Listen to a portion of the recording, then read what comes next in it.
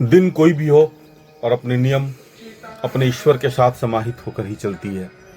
भस्म एक प्रतीक है अपने जीवन की। अंतिम यात्रा इसी भस्म से शुरू होती है, पंच तत्व में समाप्त हो जाती है और शिवत्व की सबसे खूबसूरत तस्वीर यही होती है। माँ भगवती के चरणों के साथ अपनी सुबह की शुरुआत एक नियमों के साथ, और उसमें अपने अंदर मन के अंदर में एक ज्योति को प्रकाशित करने की प्रतिक्रिया अपने जीवन की शुरुआत होती है। जब पार्क में मैं पहुंचता हूँ अपने नियमों के साथ और सूर्यदेव की समागम गंगा के तट पे, और उसमें भी आज चतुवानी का एक शुभ अवसर हो और गंगा के साथ हथेलियाँ खेलते हुए सूर्यदेव जब अपनी प्रतिबिंब हमारे जीवन में प्रदर्शित करते हैं तो जीवन जीने की एक अलग सी खूबसूरती, एक अलग सी ऊर्जा अपने मन स्थिति को मजबूत करती है और हम सभी के साथ स्नेहात्मक और जय श्री राम का उद्घोष करते हुए चलते हैं। जय श्री राम मानव स्नेह का ही प्रतीक होता है और वह स्नेह आती है अपने को नियमों में रख कर। जब अपनी सुबह की शुरुआत एक ऊर्जा के साथ, अंतःकरण की मजबूती के साथ जब आप करते हैं और वह शुरुआत होती है अपने वर्कआउट से, अपने एक्सरसाइज करने से और अपने को नियमों में प्रतिबद्ध। यह शुरुआत मैंने 30 सेकंड से की थी और आज यह 3.25 मिनट तक पहुंचती है। यह प्रक्रिया निरंतर प्रयास के कारण ही संभव हुआ है। इसलिए हमेशा निरंतरता के साथ अपने को नियमों में बांध कर चलने की जरूरत है और यह निरंतरता आती ही समय है जब आप अपने आप में अनुशासित, अपने आप में नियमित और अपने आप को एक समय सीमा के अंदर में बांध कर रखते हैं। सुबह की बेला में जब आप अपनी ऊर्जा को एक जगह संगठित करके एक नियमों के साथ जब बांधते हैं तो नियम अपने आप में एक अलग सी खूबसूरती देती है और उसमें भी जब एक दूसरे आमने सामने एक दूसरे को ऊर्जान्वित करते हैं और उसमें सूर्य की प्रतिमा अपनी जीवन को समाहित करती है तो जीवन की एक अलग सी दशा, एक अलग सी दिशा ऊर्जा देती है। सुबह की शुरुआत एक ऊर्जा के साथ जब होती है तो सुबह की प्रतिबिंब अपने आप में एक अलग सी दिशा दे देती है। यह प्रतिबिंब आती कैसे है?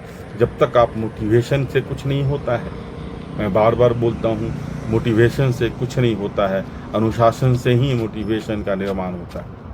हम सुनते हैं, हम केवल कहते हैं, हम केवल प्रवचन देते हैं, ऐसे भी प्रवचन का मतलब ही होता है दूसरे के लिए वचन देना ही प्रवचन कहलाता है। सो वचन में विश्वास करें, नियमों के साथ हमेशा नियमित रहें और अपनी जीवन को अनुशासन के साथ चलाते रहें। यही सुबह की सबसे बड़ी ऊर्जा होती है और यही सुबह की सबसे बड़ी दिशा और दशा को तय करती है। तो सुबह की जब ऊर्जा अपने जीवन में एक अलग सी शक्ति देती है तो जीवन सुबह से लेकर शाम तक की, संध्या की वेला की अपनी जीवन की ऊर्जा यहीं से एकत्रित होती है और यहीं से अपने जीवन को एक सही दिशा पर लेकर जाती है। बहुत टफ होता है, असंभव कुछ भी नहीं है जब तक आप नियमों में हैं, असंभव कुछ भी नहीं है। इसे हमेशा नियमों के साथ अपने आप को समागम करके चलें। नियम खुद के लिए बनाएं, नियम अनुशासन खुद के लिए अनुशासित रहें। अपने शब्दों का संयम, अपने को नियंत्रण में रखने की कोशिश, यही अपनी सुबह की शुरुआत की सबसे खूबसूरत तस्वीर होती है और यह तस्वीर आपको जीवन में एक अलग सी दिशा, एक अलग सी दशा की तरफ लेकर जाती है। उम्र कोई भी हो, लेकिन जब आप अनुशासन में हैं तो उम्र कभी भी आपकी जीवन शैली में रुकावट नहीं लाती। लेकिन होगी कब? जब निरंतरता के साथ आप चलेंगे तभी संभव। मन की गति को हमेशा संयम में रखने की जरूरत होती है। मन कभी भी दिग्भ्रमित होता है, मन प्रत्येक दिन नई नई बहाने बनाता है, लेकिन मन को अपने नियंत्रण में रखने की जरूरत है। मन की गति हमेशा नियंत्रित जैसे ही होती है। जीवन जीने का आनंद, जीवन जीने की खुशी, जीवन जीने की एक शक्ति आपके अंदर में अपने आप समाहित हो जाती है। नियमों में कोई भी नियम अगर आप 90 दिन करते हैं तो वो आपका हैबिट हो जाता है, लेकिन जैसे ही 90 डेज के ऊपर 90 दिन के ऊपर जाती है तो आपकी प्रकृति बन जाती है, और प्रकृति ही जीवन की सही दशा और दिशा का निर्माण करती है। स्किपिंग करना बहुत ही खूबसूरत एक्सरसाइज होता है, और जब आप पार्क में घुसते हैं और सबों के साथ एक अलग से विचार के साथ समाहित होते हैं, सबके साथ जुड़ते हैं, तो समझ में आता है वसुधैव कुटुंबकम सनातन संस्कृति की सबसे खूबसूरत तस्वीर कैसे बनती है। और स्नेह की जब बारिश होने लगती है सबों के साथ, लेकिन वह स्नेह की बारिश ही समय संभव है जब आप अपने आप को सबों के साथ स्नेहात्मक, सबों को अपना परिवार का सदस्य समझें।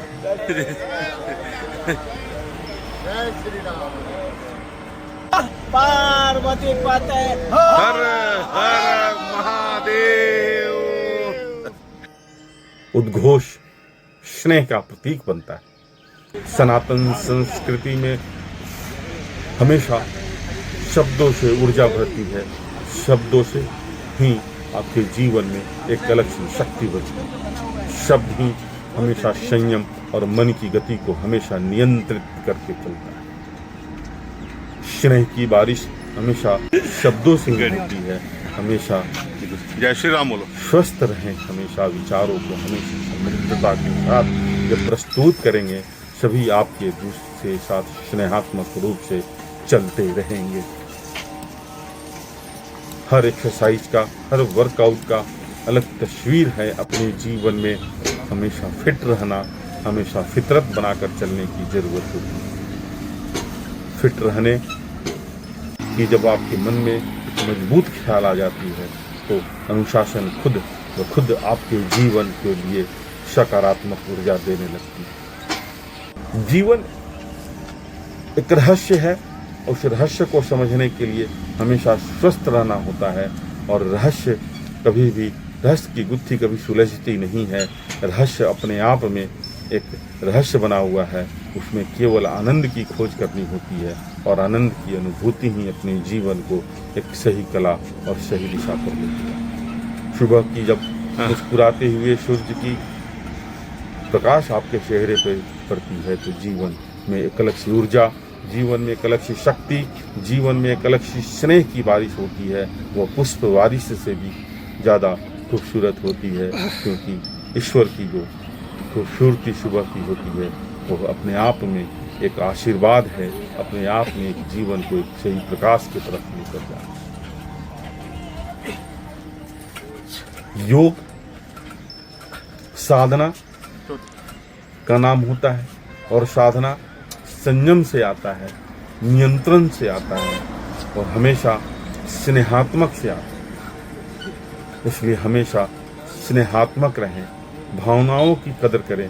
भावनाओं से ही संबंध का एक सही विश्लेषण हो सकता है, और ऐसे भी सनातन भावना का ही नाम है, भावना की ही प्रतीक है सनातन संस्कृति। और उस भावना के साथ हम सुबह इसी तरह चलते हैं, नियमों में चलना और सबों के साथ स्नेहात्मक, सबों को प्रोत्साहित करना। लेकिन वो प्रोत्साहन आता कैसे है? जब तक आप अपने आप को अनुशासन में नहीं रखेंगे, कैसा बेटा? तब तक प्रोत्साहन नहीं आएगा। आपके चेहरे पे मुस्कुराहट को देख के अगर किसी और के चेहरे पर मुस्कुराहट आ जाती है तो जीवन जीने का एक अलग सा आनंद मिल जाता है। अपने स्वभाव में इतनी माधुरता, इतनी शीतलता रखें कि जो भी आपके साथ मिले वो स्नेहात्मक मिले, जो भी मिले भावनात्मक मिले। नकारात्मक ऊर्जा को समाप्त करने के लिए सबसे अच्छी एक्सरसाइज है ये, क्योंकि पूरी शरीर की ट्रैक्शन होती है, और इसको करने के लिए आपके अंदर में इच्छा शक्ति की जरूरी होती है। इच्छा शक्ति आती है इसी समय जब आप एक अच्छे माहौल में अपने जीवन में, लेकिन सबसे पहले उसको आपको बाहर निकलना पड़ेगा। बाहर नहीं निकलेंगे तो यह केवल हम प्लान ही करते रहते हैं, केवल हम डेली रोज हम कल से करेंगे और मन की गति को संयम से अगर लेकर नहीं चलेंगे तो कल कभी नहीं आएगा, क्योंकि जो बीत रहा है वो पल कल ही बनने वाला है, और जो आने वाला है वो भी कल ही बनने वाला है। इसलिए हमेशा नियमों के साथ अपनी सुबह की शुरुआत करें और हमेशा संयम के साथ चलें। वर्कआउट, एक्सरसाइज, योग, साधना,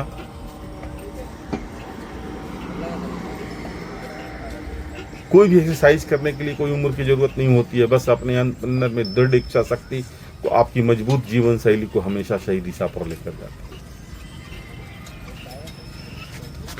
आप अच्छे हैं, दुनिया अच्छी है, वरना शिकवे शिकायत तो चलते ही रहेंगे। पीछे देखिए आएगा लोग जय श्री राम बोलेंगे सब लोग। कल को किसी ने देखा नहीं है, जय जय श्री राम। सब लोग का मुस्कुराते हुए अभिनंदन करना अपने जीवन की एक लक्ष्य है, एक जीवन की जीवन शैली है। चलते रहे, हमेशा चलते रहे निरंतरता के साथ। हाँ चल। खूबसूरत सी तस्वीर आपके जीवन के लिए हमेशा एक प्रेरणादायक बनकर रहेगी। यह जो बीत गया वो हमेशा भूतकाल हो जाता है, और भूत की बातों से अपने जीवन भविष्य के लिए एक सही जीवन शैली का निर्माण होता है। महिलाओं को आज जो है सनातन संस्कृति की सबसे प्रमुख जो धरोहर है, वह महिलाएं आज कलश लेकर जब चलती हैं, और वह कलश गंगाजल जब अपने सर पर लेकर चलती हैं, तो महिलाओं को कलश जागृति देती है सनातन संस्कृति। और गंगा तट पर जब आप पहुंचते हैं तो गंगा की शुद्धता, गंगा की निर्मलता, गंगा की तरलता, गंगा की निश्चलता, और सभी अपने आप को वहाँ पर पहुँचने के बाद एक अलग सी शक्ति, एक अलग सी ऊर्जा अपने अंतर में समाहित कर देती है। गंगा का काम ही है हर गंदी विचारों को अपने आप में लेके महासागर तक मिला देने के लिए। और यहाँ पर जैसे ही पवित्र गंगा के पास लोग सनातन संस्कृति के लिए गंगा के पास, पवित्रता के पास जब पहुँचती हैं लोग, महिलाएं या सनातन संस्कृति के जो भी पुरुष हैं, जो भी मानव है, वह यहाँ पहुँचने के बाद एक अलग सी शांति, एक अलग सी सुकून, एक अलग सी श्रद्धा, एक अलग सी मनोभाव की जो शक्ति उनके अंदर में आती है, वो यहाँ आने के बाद ही समझ में आता है। क्योंकि यह निर्मल है, ये कल चलती हुई चलते रहती है। इसलिए हमेशा चलते रहें, हमेशा पवित्रता के साथ, शुद्धता के साथ अपनी सुबह को इसी अंदाज में लेकर चलें। गंगा केवल नदी नहीं है, गंगा आस्था और विश्वास की सबसे बड़ी धरोहर है। गंगा हमारी माँ है, और यह गंगा में जब हम जाते हैं और सुबह की जो प्रतिबिंब अपने जीवन को शक्ति देती है, तो एक अलग सी शुद्धता, एक अलग सी जीवन शैली आपके मन स्थिति को मजबूती देती है। गंगा माँ है, और हर वक्त यहाँ की एक अलग सी ऊर्जा, एक अलग सी जीवन शैली जीवनदायिनी है। कितनों की जीवन यहाँ से चलती है। पृथ्वी की अगर उर्वरक शक्ति बनी हुई है तो यह गंगा के कारण ही बनी हुई है, जो कि हमें जीविका रूपोपार्जन देती है। और यह शुद्धता यहीं से आती है, और यहाँ सबों के लिए आस्था, विश्वास, स्नेह का प्रतीक गंगा है। और जब हम गंगा के से अपने प्रत्येक दिन की मुलाकात करके निकलते हैं, जब गंगा के पास अपनी सुबह की शुद्धता लेकर चलते हैं, तो एक अलग सी ऊर्जा अपने जीवन के लिए हर वक्त स्नेहात्मक, खासकर बच्चों के साथ हमेशा रहें।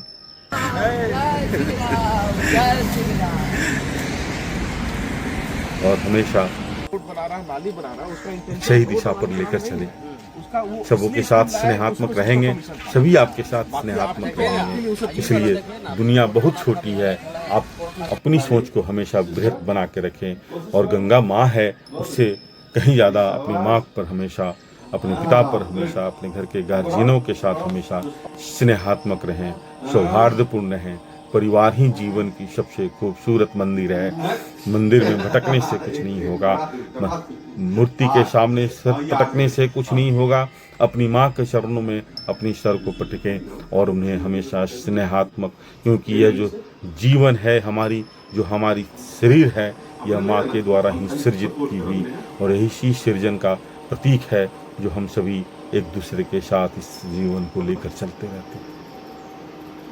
सबों को स्वस्थ रखना, सबों को समृद्ध रखना आपकी जीवन की सबसे मुख्य और जीवन शैली की सबसे मुख्य कार्य होनी चाहिए। विषम से विषम परिस्थितियों में अपनी जीवन को सही दिशा पर लेके चलना है तो सबसे पहले अपने घर को मंदिर बनाते हैं। नियंत्रण से रहें, हमेशा संयम से रहें और हमेशा स्नेहात्मक रहें। जीवन स्वतः अपनी सही दिशा पर चलना शुरू कर देती है। निश्चिंतता के साथ चलें, हमेशा खुश रहें, हमेशा स्नेहात्मक रहें। जो व्यक्ति अपने घर में सुख और शांति नहीं दे सकता है वो बाहर में कभी भी किसी के साथ स्नेहात्मक नहीं रहता। जिसको बोलने में तकलीफ होती है, जिसे खाने में तकलीफ होती है, उसके लिए यह एक्सरसाइज बहुत ज़रूरी है। और मैं प्रत्येक दिन अपनी माँ के साथ इस तरह के नियमों के साथ रहता हूँ। और आज माँ जो खड़ी रहती हैं या खड़ी हैं, वह केवल माँ के खुद के नियम और खुद की दृढ़ इच्छा शक्ति के कारण माँ यहाँ पर इस परिस्थितियों में भी अपनी जीवन की लड़ाई में लड़ते हुए आगे बढ़ रही हैं। खुश रहेंगे, स्नेहात्मक रहेंगे, जीवन की खुशी, जीवन की खूबसूरती इसी तरह चलती रहेगी। कल किसी ने नहीं देखा है। हमेशा अपने नियमों के साथ रहें, हमेशा स्नेहात्मक रहें, हमेशा खुश रहें।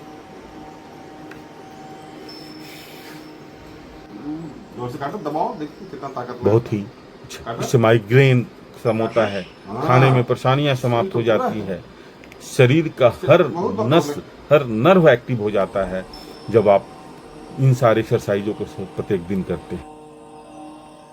और जब स्नेहात्मक रहते हैं तो ऐसे भी माँ और बच्चे की जो स्नेह का जो स्पंदन होता है वो एक अलग सी खूबसूरती, एक अलग सी जीवन शैली। सतुवानी बाम्मा हम व्यस्त हैं, सतुवानी, लेकिन मेरी व्यस्तता यहाँ समाप्त हो जाती है जब माँ के साथ हम अपनी सुबह की शुरुआत करते हैं और सबों के साथ स्नेहात्मक रहते हैं।